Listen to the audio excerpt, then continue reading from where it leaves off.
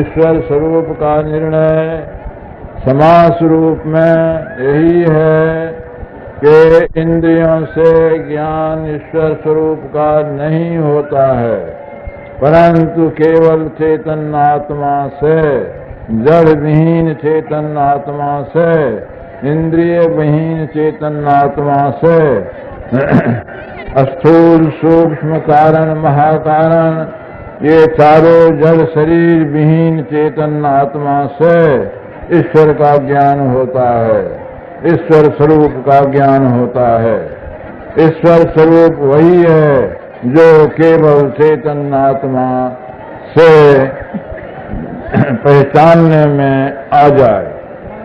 जैसे आँख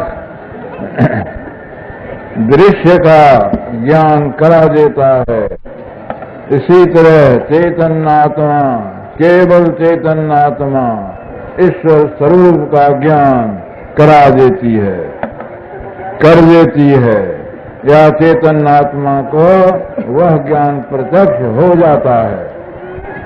तब ईश्वर भक्ति में यही विशेष बात है कि भक्त ईश्वर का दर्शन अवश्य चाहता है। सब चाहना को तिरांजलि देकर छोड़ छाड़ कर एक अभिलाषा उसको यही रह जाती है कि ईश्वर का दर्शन हो, ईश्वर का दर्शन हो। इसी में वह चल पड़ता है। तो ईश्वर के दर्शन के वास्ते जो काम करना है वही काम ईश्वर की भक्ति है।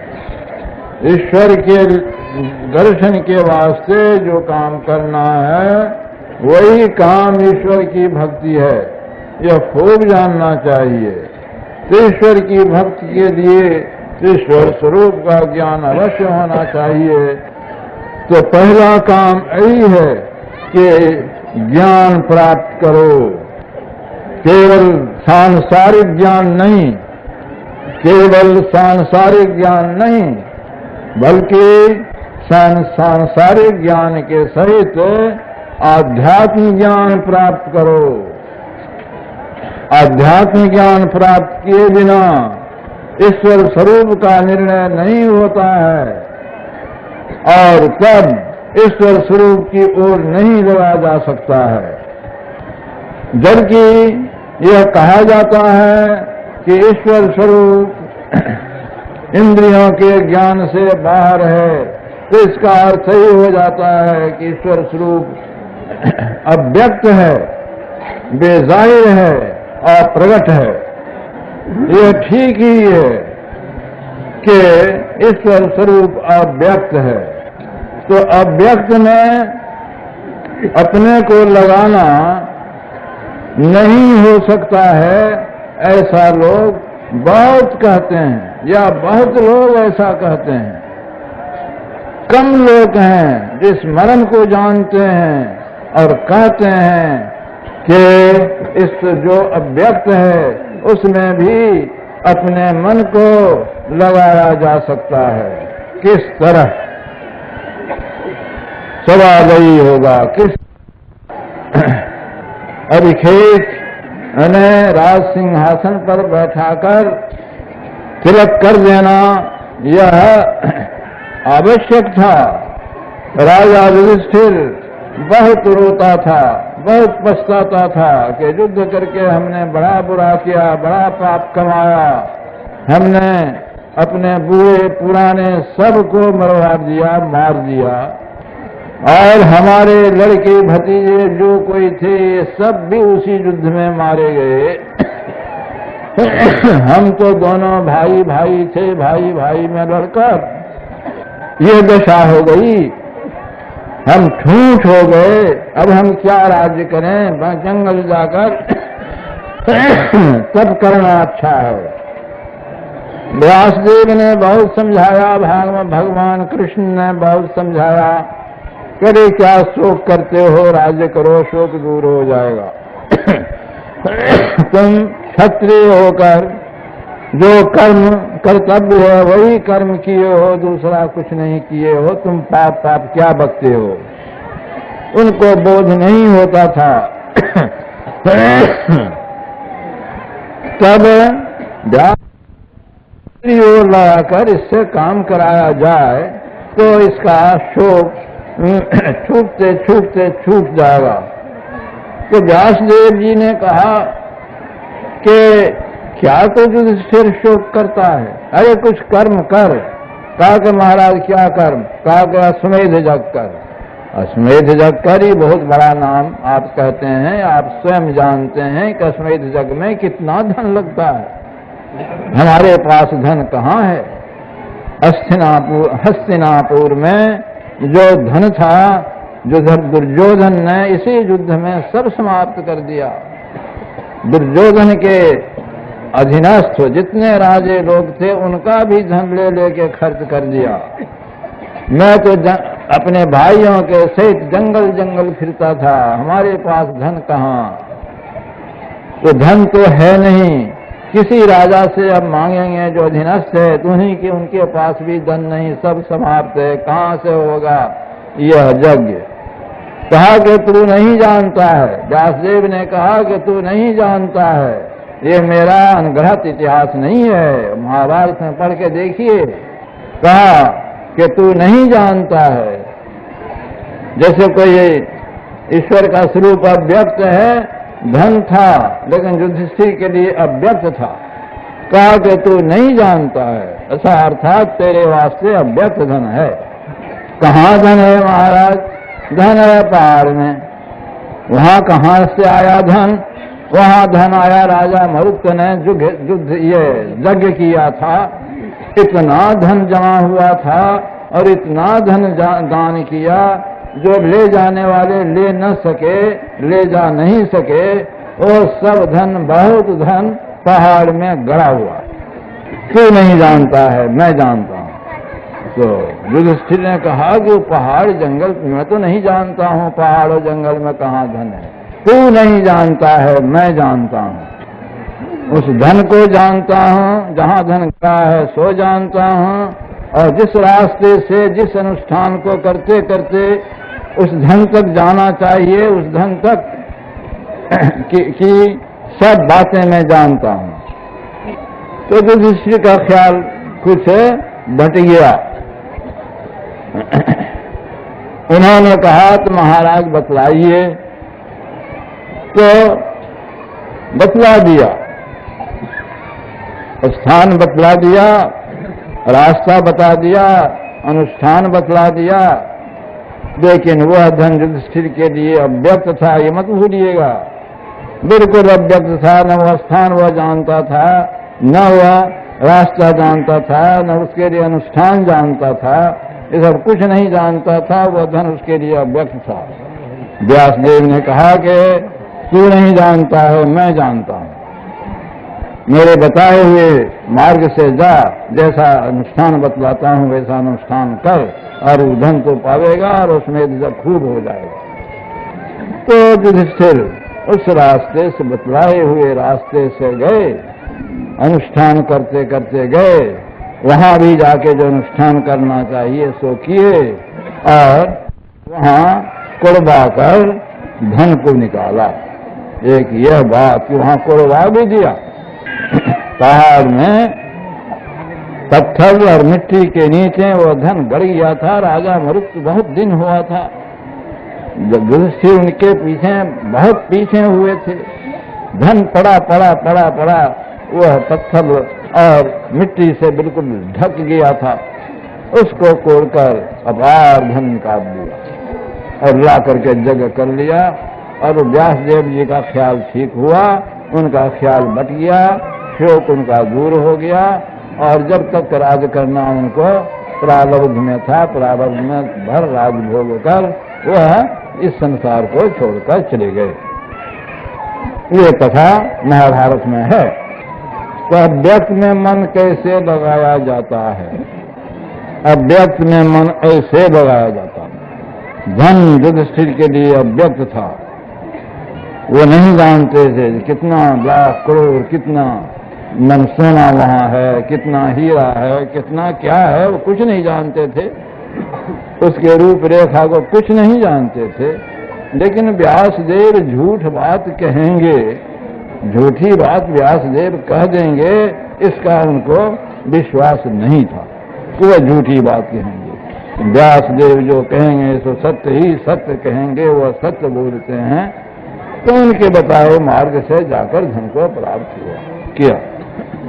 इसी तरह से प्रेमी जनों, हम लोग नहीं जानते हैं, संत जानते हैं, जिन्होंने अपनी वाणी में, वचन में कह दिया है, समझा दिया है कि अव्यक्त ईश्वर स्वरूप जो अव्यक्त है, उस अव्यक्त को तुम व्यक्त कर सकते हो। विश्वास करो, इसी को श्रद्धा कहते हैं। श्रद्धा बिना धर्म नहीं होई, बिनु मई गंध की पावई कोई। जब तक धर्म ग्रंथों में, अर्थात सब ग्रंथों में और संतों में विश्वास नहीं किया जाए, तब तक हरगिज हरगिज नहीं कोई धर्म जान सकता है और न धर्म की कमाई कर सकता है।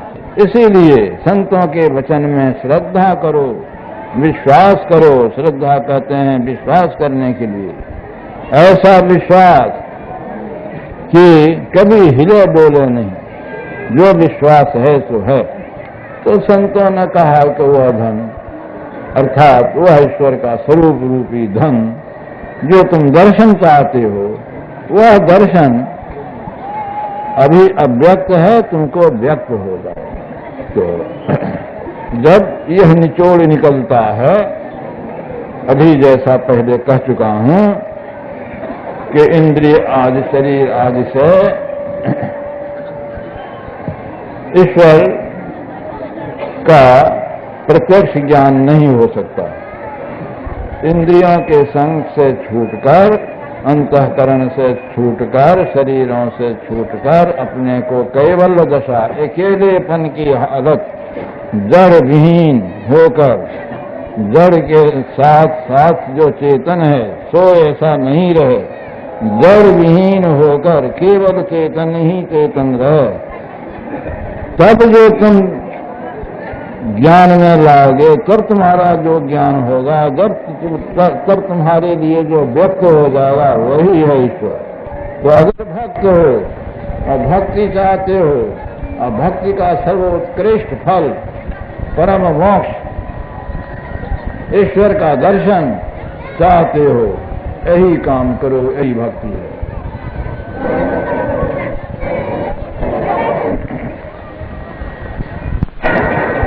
सुनकर बहुत कठिन मालूम होता है, बहुत बड़ा काम मालूम होता है। पहले तो अपने को और अपने शरीर आदि इंद्रियों को भिन्न भिन्न करके जानना सो मुश्किल हो जाता है, और जान लेने पर भी केवल बौद्धिक ज्ञान में भी यह बहुत दुर्गम मालूम होता है कि इस ज्ञान के मुताबिक अपने को जड़ से फुटाकर अपनी स्वरूप में आ जाए। ये बहुत कठिन मालूम होता है। बहुत लोग ऐसे हैं जो कहते हैं कि हम तो ऐसा है ही हैं,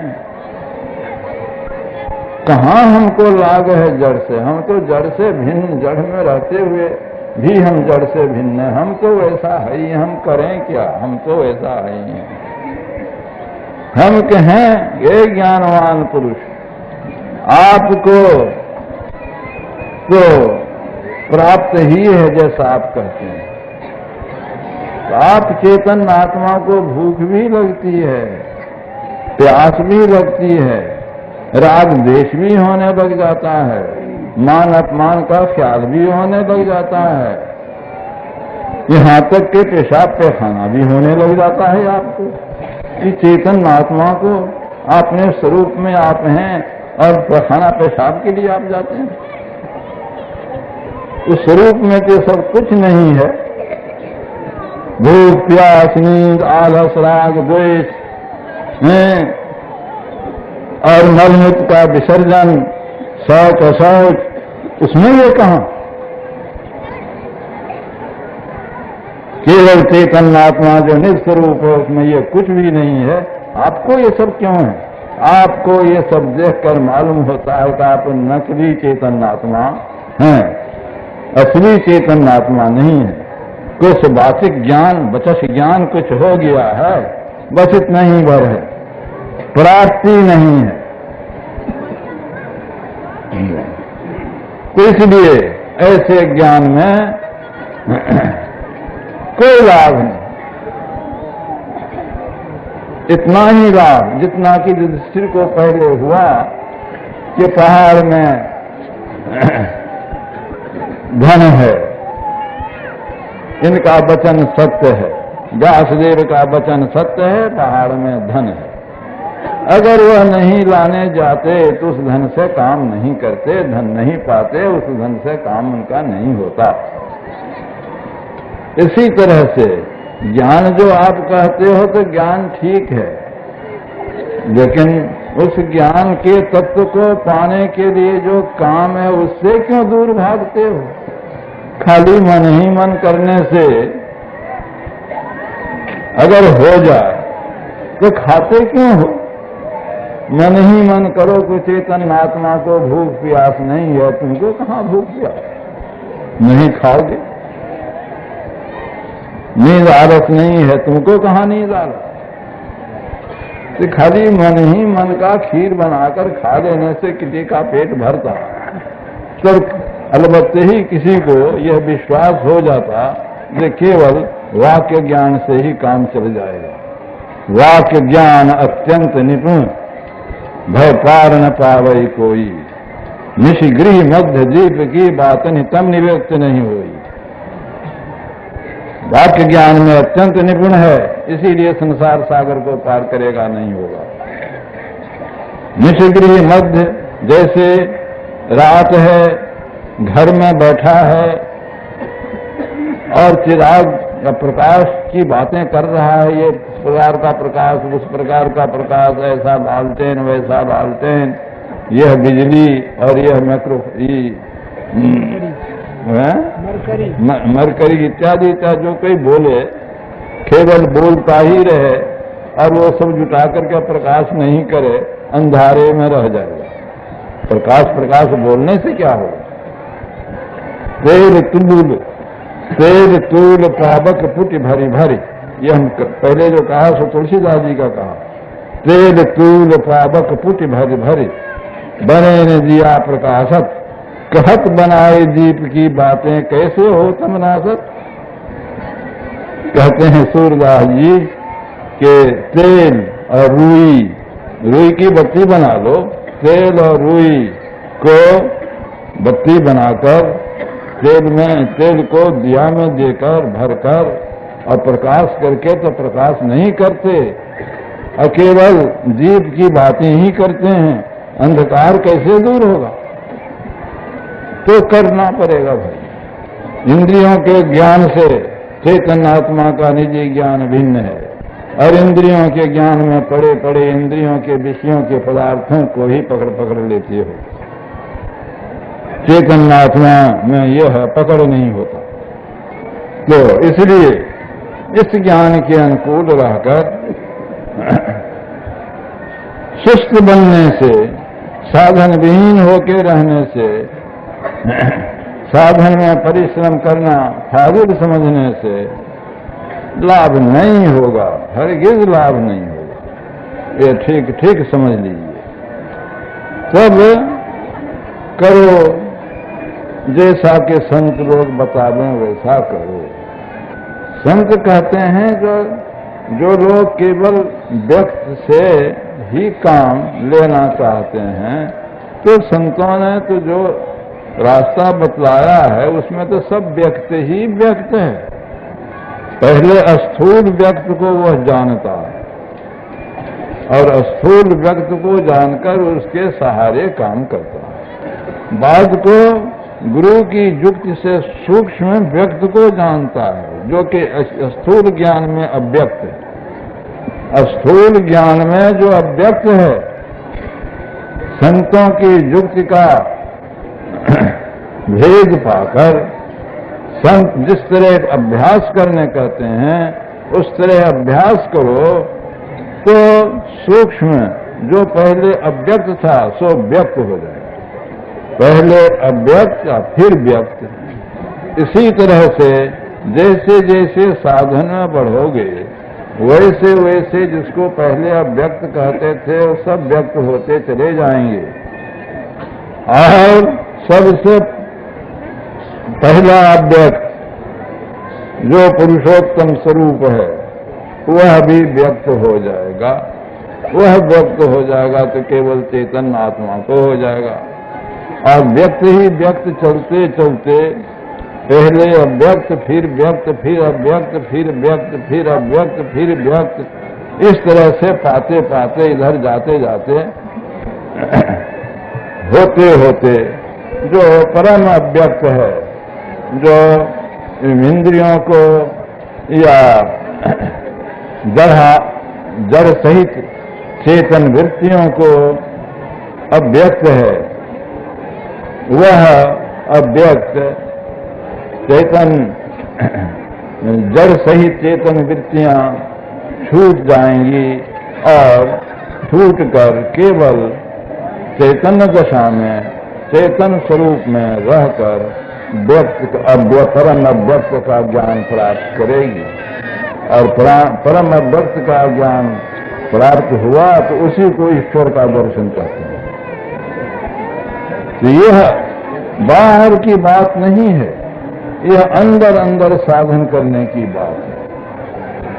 तुलसीदास जी को लोग कहते हैं कि वो तो मोटी ही भक्ति में थे, देखो उनको कैसा हो गया। तो उनका पद पढ़ो, तुम्हारी बात माने, अगर तुलसीदास जी का निज वचन माने। विनय पत्रिका पढ़ो, उसमें है कि यही तुम्हें हरि ज्ञान गनायो, परिहरि हृदय कमल रघुनाथ बाहर फिरत विकल भय धायो। ज्यों कुरंग कहते मृया को, ज्यों कुरंग निज अंग रुचिर मद कस्तूरी, ज्यों कुरंग निज अंग रुचिर मद अतिमतिहीन मलन नहीं पायो, खोजत गिरि चरवता भूमि बिल परम सुगंध कहाँ से आयो। इसी तरह से मैं बार बार ढूंढा ये सुगंध कहाँ से आता है, सुगंध उसके पास में मौजूद है। इसी तरह सूरदास जी अपन को आपुन ही में पायो, शब्द ही शब्द भयो उजियारो सतगुरु भेद बतायो। ज्यों कुरंग नाभि कस्तूरी ढूंढत फिरत फुलायो, फिर चेत्यो जब चेतन होकर आपुन ही तन छायो। राजकुमार कंठे मणिभूषण भ्रम भयो कहो गणायो, दियो बताए और सतजन का तब ये गुरु का काम हुआ। दियो बताए और सतजन तब तन को पाप न सायो। सपने माए, अरे ये संसार स्वप्नवत है उस ख्याल से। सपने माए नारी को भ्रम रो, बालक कहूं ही रावो। जाग लक्ष्यो जो को त्यों ही है, ना कहूं गयो न आवो, ना कहूं गयो न आवो। ईश्वर कहीं हमसे दूर भागा हुआ नहीं था, वो ऐसा कौन सा स्थान है कि जहां ईश्वर नहीं है, क्या बाहर क्या अंदर। लेकिन हम पहचान ही नहीं सकते थे। अब स्वप्न दूर हो गया, आप पहचान लिया। इस स्वप्न में कौन जगता है, यही जगह जामिनी जागे ही योगी। इसीलिए योग का सहारा बना हुआ सरलतम योग संतों ने बतलाया, सबसे सरल हो सकते हैं।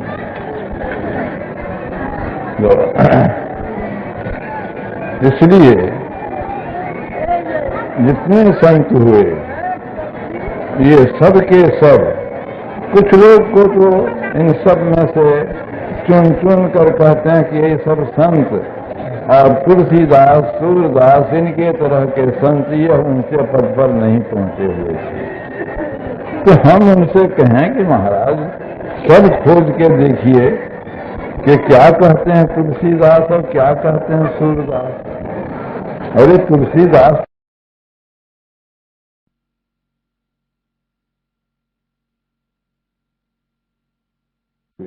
निर्गुण तक पहुंच जाने की बात जो कहे सो अल्प कहे, इसीलिए वह केवल कवि थे। कोई कहेंगे कोई केवल वह कवि थे, कहें कि अनुसार भक्त कवि थे, बस इतनी ही बात।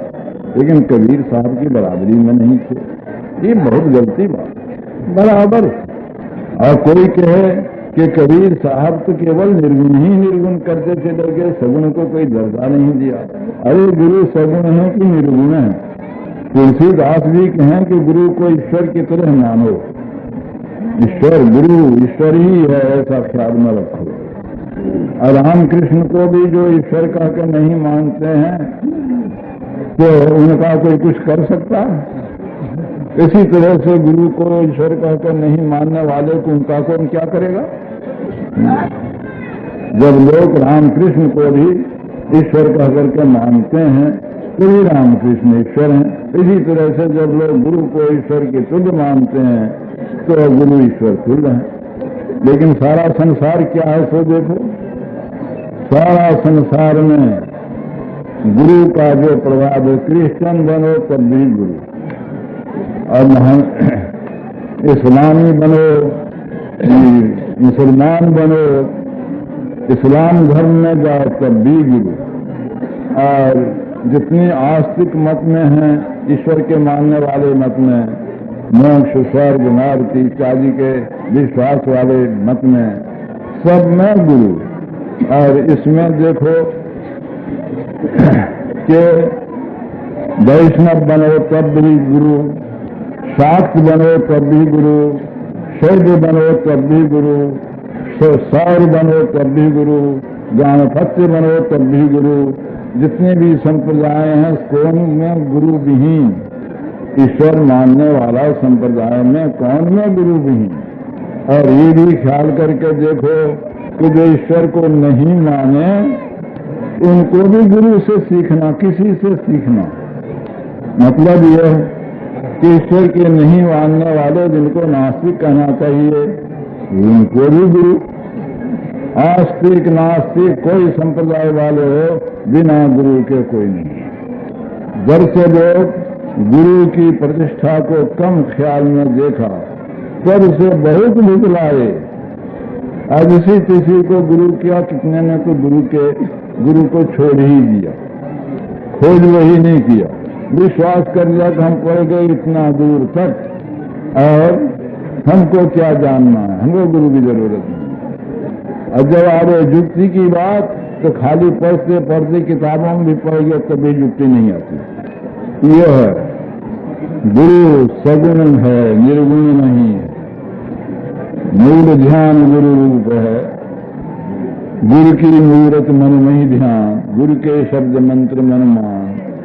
तो मूल ध्यान गुरु रूप है, मूल पूजा गुरु पांव, मूल नाम गुरु वचन है, मूल सत्य सत्य भाव। ये कबीर साहब।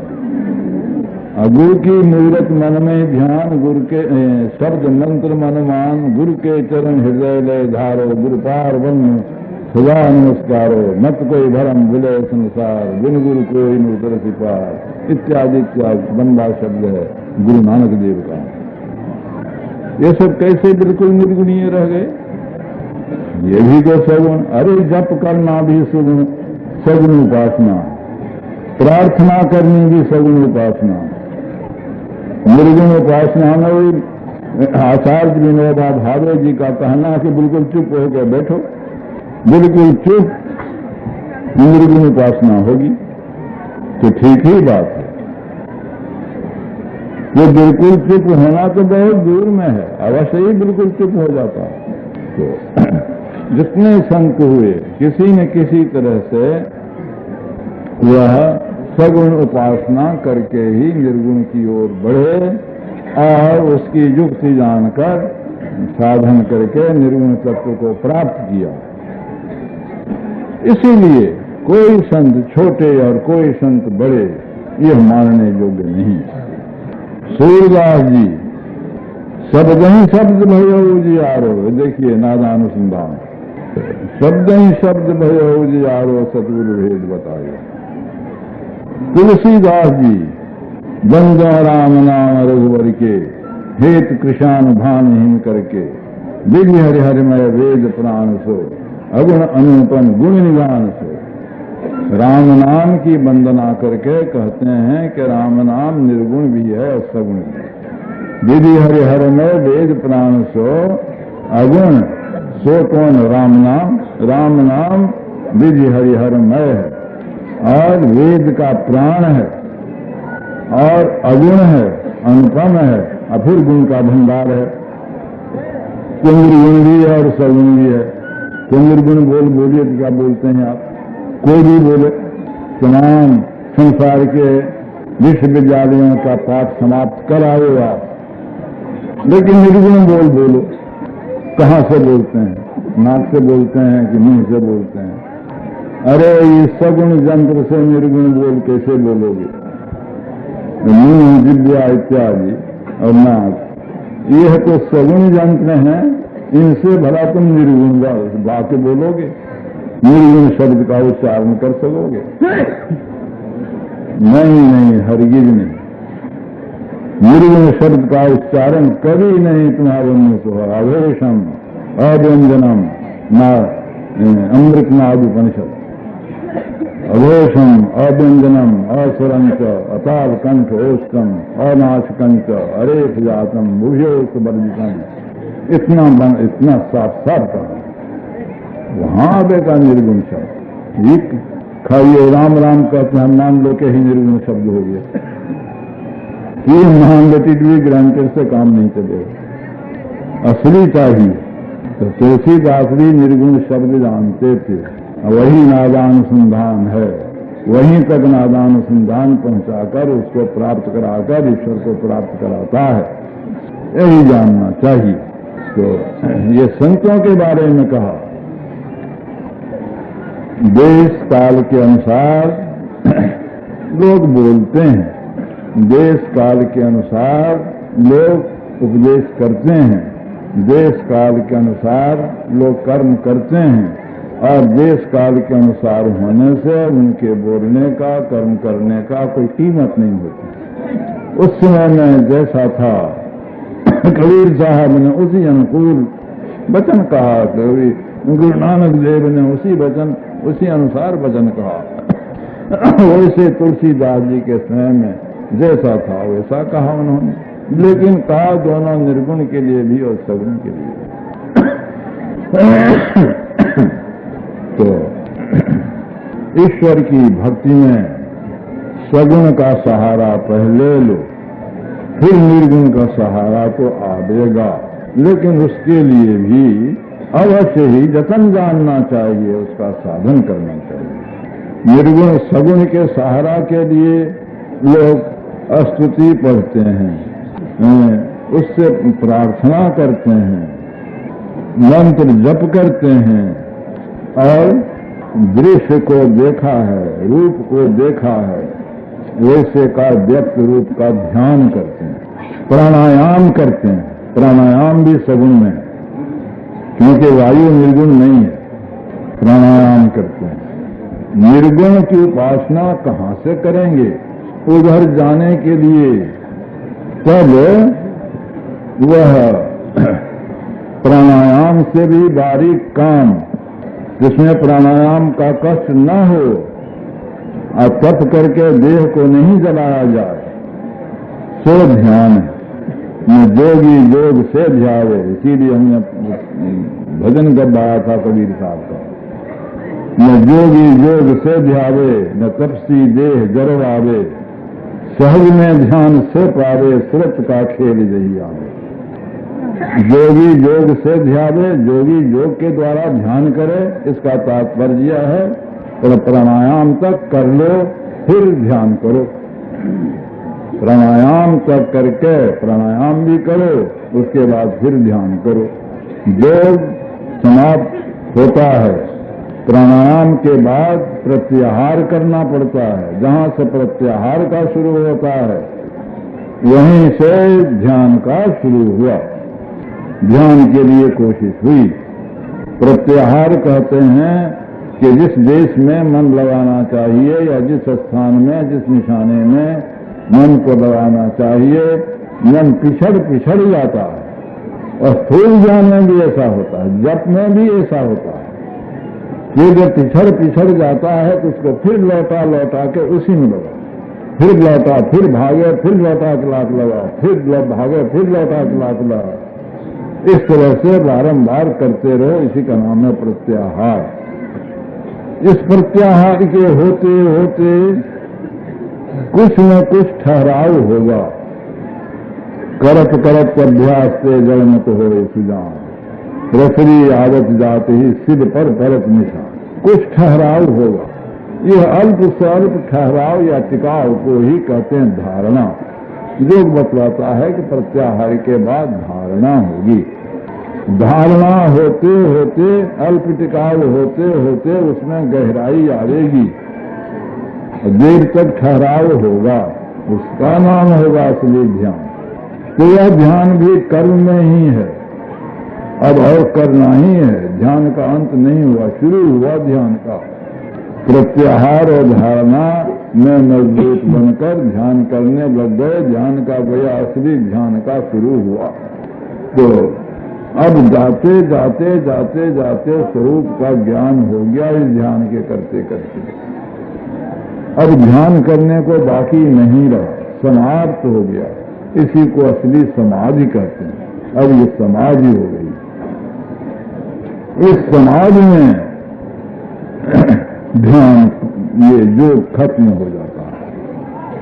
प्रत्याहार, धारणा, ध्यान और समाधि। जब तक समाधि नहीं हो तब तक योग का अंत नहीं हो।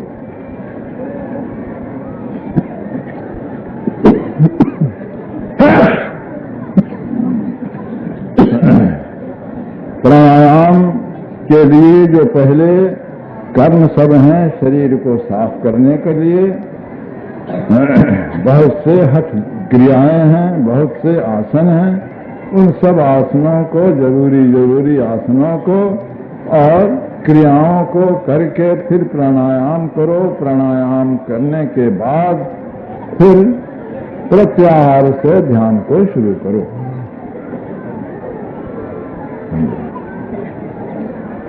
तो एक तो जोगी जोग से ध्यावे, ये बात हुई। कबीर साहब कहते हैं, काहे इतना कष्ट करोगे, इतना कष्ट मत करो, सब कोई नहीं कर सकोगे। हम वो बताते हैं जो सब कोई कर सके। वह क्या है?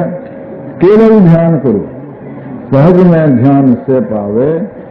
लेकिन उस ध्यान में क्या है? स्वत लगाने का खेल है।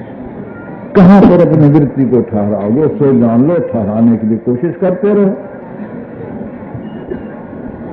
सहज में ध्यान से पावे, स्वत का खेल यही आओ।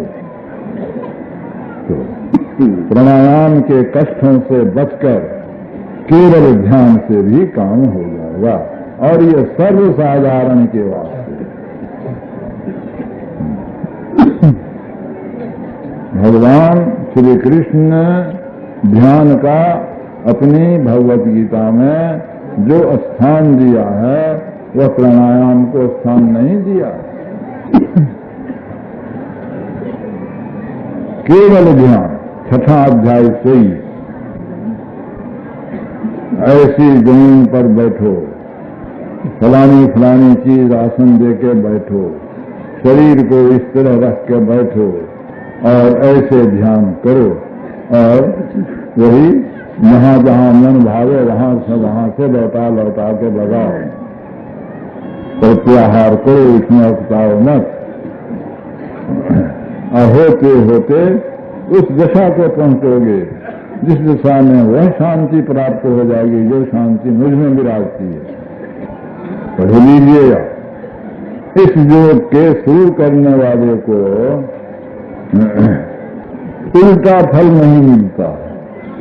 और यह योग महाभय से बचाता है। उल्टा फल नहीं मिलता, महाभय से बचाता है। और इसका थोड़ा अभ्यास भी, अल्प आयास, थोड़ा अभ्यास भी,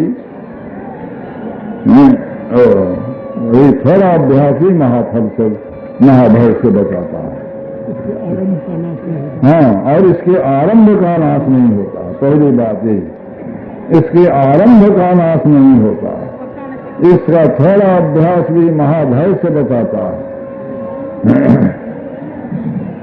और उल्टा फल नहीं होता। योग का सीधा फल, असली फल है ईश्वर की प्राप्ति और मोक्ष। इसका उल्टा फल संसार में रहना, ईश्वर का ज्ञान नहीं होना, तो यह उल्टा फल नहीं होता। थोड़ा सा अभ्यास भी महाभय से बचाता है। महाभय क्या है? आप जितने मनुष्य हैं, ऊंचे पढ़े लिखे हुए लोग या कम पढ़े हुए लोग या कुछ नहीं पढ़े हुए लोग, गरीब अमीर, हुकूमत वाले नहीं हुकूमत वाले, किसी से कहा जाए कि आप इस देह को छोड़कर पक्षी होना पसंद करते हैं, घोड़ा होना पसंद करते हैं, ऊंट होना पसंद करते हैं, अरे गधा का नाम से तो आप मार बैठिएगा।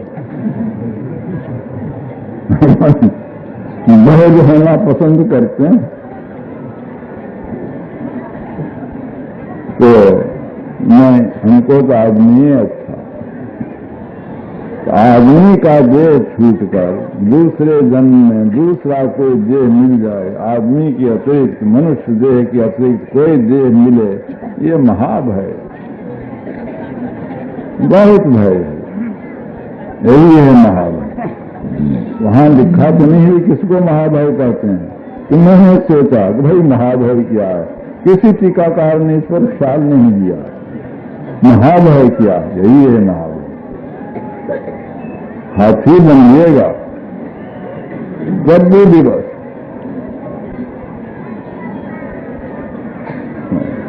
सिंह बनिएगा तब भी मनुष्य ही है जो सिंह को पकड़ के भी नाच नचाता है। तो मनुष्य ही होना लोग को पसंद है। यही है महाभय। इसका अल्प अभ्यास भी, थोड़ा सा अभ्यास भी करेगा कोई, तो इसमें मनुष्य देह अवश्य हो जाएगा। और बुरा बुरा काम करे, जो भ्रष्ट हो जाए, कुकर्म करने लग जाए, तो इसका भी फल पावेगा, लेकिन वह फल नहीं पावेगा कि आदमी के देह से नीचे गिरे। वह यह फल पावेगा कि मनुष्य में भी तरह तरह के मनुष्य होते हैं, ऊंची बुद्धि वाले, नीची बुद्धि वाले, बहुत नीची बुद्धि वाले, मैले कुचैले, साफ सुथरे, बहुत तरह के ऊंच नीच ये मनुष्य होते हैं। तो आप मैले कुचैले मनुष्य के हाजे में पड़ जाइए कुकर्म करने से, लेकिन यह संस्कार फिर उसमें जगेगा। यह संस्कार जगा रविदास में, तो रविदास पूजने योग्य हो गए। यह संस्कार जगा, कितने नीचे चले गए, बाद भी उनको फुटाइए दिए। हुए तो स्कूल में जरूर, लेकिन इनकी वृत्ति दूसरी और इनके बाप की वृत्ति दूसरी। पहले का संस्कार इनका था, अलग कर दिया। बड़ा गरीब, बहुत गरीब, छप्पर टूट गया, छापने का क्या है। तो यह सुबच्च भगत थे, उनका भी नाम वाल्मीकि था। वह रामायण बनाने वाले वाल्मीकि नहीं, उनका भी नाम वाल्मीकि था। तो यह सुबच्च भगत कहाँ गिरे आकर के, काहे इतना गिरे, और इतना गिर गए, और फिर उनमें भक्ति, इतनी भक्ति कि कृष्ण भगवान उनका आदर किया।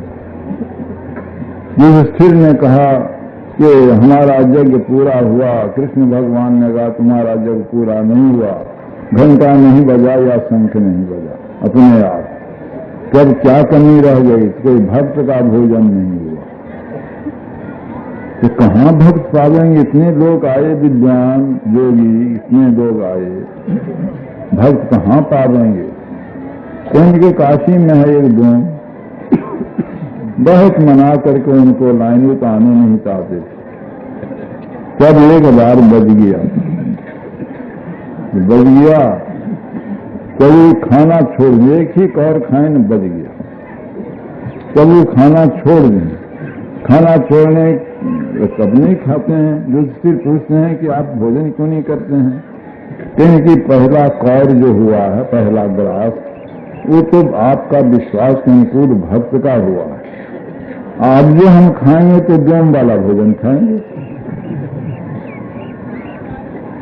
तो वो बेचारे हाथ जोड़ने लग गए कि आप ऐसा क्यों कहते हैं? वो पूछिए रानी से, द्रौपदी रानी से पूछ कहीं का। हम तो कहा कि ठीक ही कि डोम है, सब मिला जुला के खाते हैं, क्या इनको स्वाद का कोई सब कितना प्रकार बनाया, सबके मिला जुला गींज घास के खाते हैं। हम कहा फिर आखिर में डोम है, ये तुमने हम जरूर किया। वह एक ही बार बजा। तो खैर ये सब लोग कथा कहते हैं, कोई या शबरी को ही देखिए, वो तो वरदान मांग के नीच कुल में गई, साधुओं से वरदान मांग कि हम बहुत नीच कुल में हो जाके जन्म लें, बहुत कुरूपा हो जाए। पहले रानी थी, उसके पहले डोंगरी थी, डोंगरी से रानी हुई राजा की। और वहां देखा कि यहाँ तो बाधा है भक्ति भाव में, तो वरदान मांगा साधुओं से कि मेरा मृत्यु जल्द हो जाए, शरीर ये छूट जाए और ऐसे कुल में जन्म हो जाए कि जिस कुल को लोग घिनावे, और ऐसा रूप बिगड़ जाए कि जिस रूप को देखकर लोग हमसे भागे। तो जो महात्मा से किनके जाइए ऐसे ही होगा। तो वही थी शबरी। तो असल में उसका नाम था श्रमणी। यह श्रमणी और भील के कुल में एक शाखा सबर का है, जो यही सबर कुल में, इसलिए शबरी। और बहुत लोग भीलनी भी कहते हैं। जैसे पांडवों को लोग पांडव भी कहें और कौरव भी कहें। तो ये सब जो लोग आप लोग की दृष्टि में नीच कुल हैं, उस नीच कुल में भी हो करके जो ऊंचे पाए गए, किस कारण से? इसी कर्म में थे, इस भजन अभ्यास में थे। वह भजन अभ्यास में उनसे चूक यही कि मन को संभाल न सके और वह नीच कर्म किए, उसका फल यही नीच। मनुष्य दे तो सही, पर नीच कुल ये तो जरूर होने को है, लेकिन यह किसी को बर्दाश्त नहीं बर्दाश्त हो तो आप नीच कर्म करिए ही मत। इसका यही उत्तर है। परंतु यह भक्तिपूर्ण योग ऐसा योग है जो आपको छोड़ेगा नहीं। उसका बीज जब से आपके अंदर पड़ जाएगा वो रहेगा। भक्त बीज से नहीं, जो युग जाए अनंत, ऊंच नीच घर जन्म दे तऊ संत को संत। कबीर साहब, भक्त बीज पलते नहीं, आय पड़े जो चोर, कंचन जो अधिष्ठा पड़े, घटे निता का मूल। यही बात होगी। तो यह न जोगी जोग से ध्यावे, न तपसी देह जरवावे, सहज में ध्यान से पावे, सुरत का खेल जे गावे। भगवान बुद्ध ने पहले बड़ा तप किया, 6 बरस तक अत्यंत तप किया। बाद उस तप के उनको फिर हुआ कि ध्यान करो, चाहे अब शरीर गल जाए तो गल जाए। एक ही रात में जैसा ज्ञान वो चाहते थे भक्त प्राप्त करने के लिए, वैसा ज्ञान उनको हो गया, सारी अनुभूतियां उनको हो गई। सारी शक्तियां उनको होंगी। तो इनने औरों से नहीं कहा कि तुम भी हमारे तरह पहले तप कर लो, सो नहीं कहा। उनके एक शिष्य थे और शरीर संबंधी सरोकारी भी उनके आकर शिष्य बने। वो भी राजा खानदान के थे, जिनका नाम सत्य, क्या नाम था उनका? बढ़ावा द्रोह रखता था पीछे।